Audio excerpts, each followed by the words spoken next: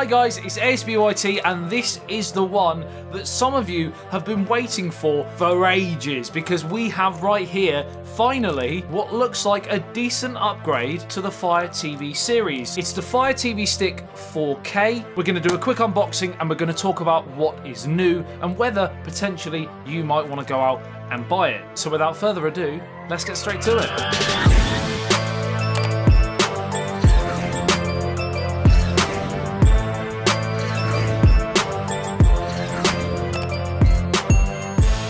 Now this is going to be my sort of first review of the product, and I'm going to be doing a follow-up review in a few weeks after using it. So you'll get the two different sides, the first impressions review and of course the more in-depth review as we go through. As we use it, as time goes on. One of the two, you know what I mean. Right, so first thing, let's get it unboxed. So we have, of course, the cellophane around the outside. I was going to use the unboxing knife, but it's rippable. First word to describe the Fire TV Stick 4K, it's rippable. So as you can see, we have the box here, exactly the same as what we've seen before in terms of packaging. I mean, you wouldn't really know it was any different if you kind of just pick one blindly from the shelf, but that is probably the most noticeable thing. As you can see here, we have a different remote, and this is an advantage of the new Fire TV Stick straight away, is the fact that the new remote has a volume rocker for the first time on a Fire TV product. People have been crying out for it, they've finally done it. So with this we have Alexa, we have 4K Ultra HD, high dynamic range, Dolby Vision and Dolby Atmos. So as you can see on the back here, it says with a powerful quad-core processor, you can enjoy access to 4K Ultra HD videos at up to 60 frames a second in brilliant color of Dolby Vision and HDR with the audio clarity of Dolby Atmos. On paper, seems very nice. And we'll get into that in more detail, but they're kind of pushing this updated Alexa control with the new Fire TV. You can also control the power and volume of your compatible TV or soundbar, for example. And Alexa can control, other smart home accessories around the house. So let's see exactly what you get with it. So again, very similar to the Amazon Fire TV 3rd Gen, the dongle. That sort of packaging, we've got very similar thing here. We've got the manual here. And then we also have the plug here, and we have the sort of adapter. We have our batteries in there, standard of the cable. Micro USB, yay, yay, yay. I want to see Type-C, if I'm being honest, across all different products now. It's just very easy. I know you probably won't be interchanging cables, for example, but I think as the majority of newer products are coming out with Type-C, it just makes it so much easier to just grab a cable, know it's Type-C, know it's going to work with knowing that it's going to work with whatever product you have got. You can just chuck a cable in the bag, jobs are good. And doesn't have it, it's not the end of the world, like I said, but yeah, it would be nice. And we also have the Fire TV Stick here, and it does actually feel a little bit larger than the old one. Feels a little bit longer, but I don't know whether that is indeed the case. And then we have the remote here, which is one of the differences, like I mentioned earlier. Feels a bit cheaper, I think.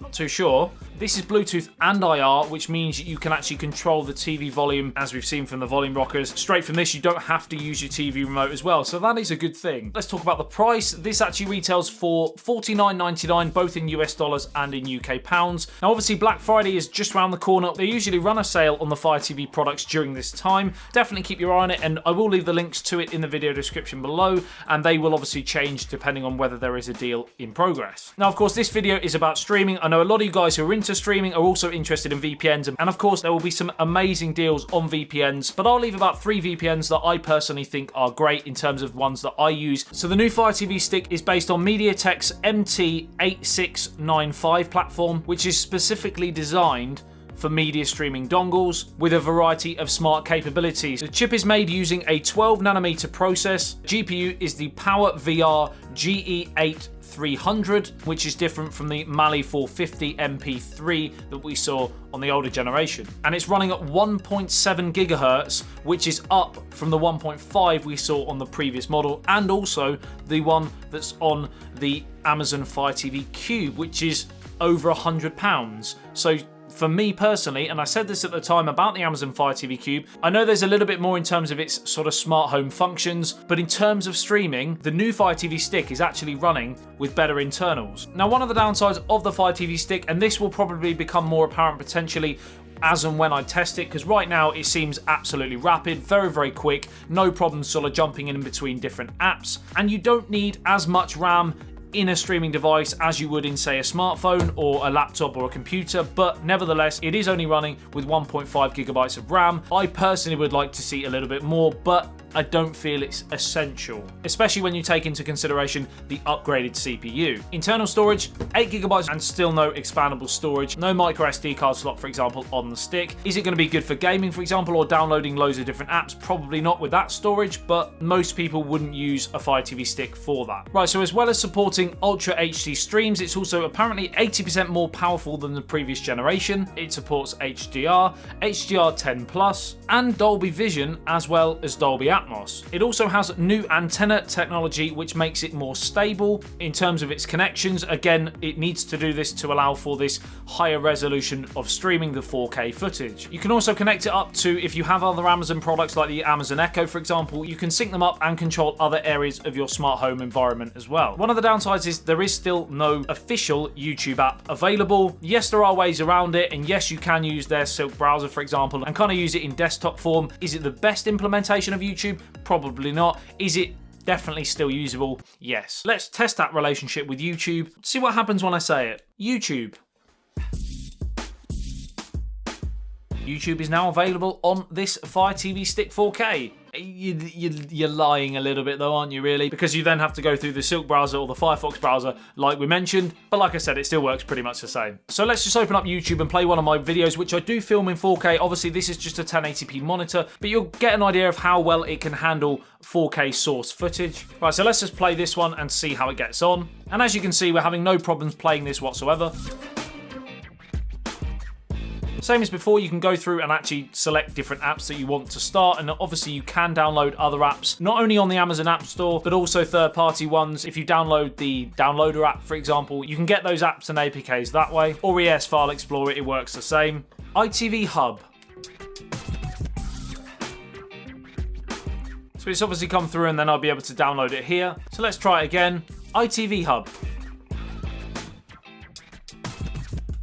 And there you go, it will then launch into ITV Hub. Now, in terms of the design of the actual stick, I've mentioned it feels slightly larger than before. It is quite a long stick, and you'll have to check on your specific TV where your HDMI ports are, because if they're sort of sideways facing, you might find actually that it may protrude outside of the TV. Also, if you're plugging the HDMI into an HDMI splitter, for example, if you've got loads going off, it's quite thick to fit it in alongside another HDMI, and often you have to leave space either side. It's just something that I thought you might want to know if you are looking to buy it. So now I'm going to run a quick benchmark test, and I don't know until we do it, but I think that's going to time with pretty much how I feel about this device on first impressions. So let's go and check them scores out now. Right, so the scores, like I said, pretty much reaffirm what I was thinking in my head, and this will lead me into my first impressions review conclusion. Is this new Fire TV Stick product the most groundbreaking device ever made? No, you probably would have expected that anyway, but yes, it doesn't fill me with a great amount of excitement. However, that doesn't mean it's not a good product for what it's meant to do, and I actually think for £10 extra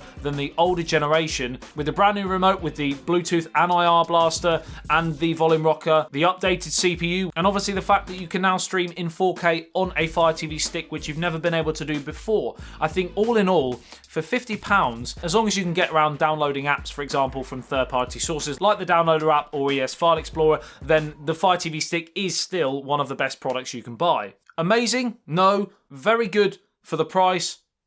Yeah. Like I said, links will be left in the video description below. It's $49.99, both in US dollars and UK pounds at this moment in time. The prices on those links will change as and when Black Friday deals come about, if there's going to be any. If not, they will remain the same. But like I said, they are below. You can go through and check them out if you so wish. Also, I will leave probably 3 of my favourite VPNs in the video description below if you're interested in getting deals for Black Friday on those. Like and share if you did enjoy this video and found it helpful. Subscribe and hit that notification bell if you're new to the channel and want to be notified every time I post a video on anything tech, pretty much daily content here. Don't know why I'm doing this a lot. I'm going to end the video there. I love you, leave it. I'll see you in the next one. So it's ASBYT. Peace out.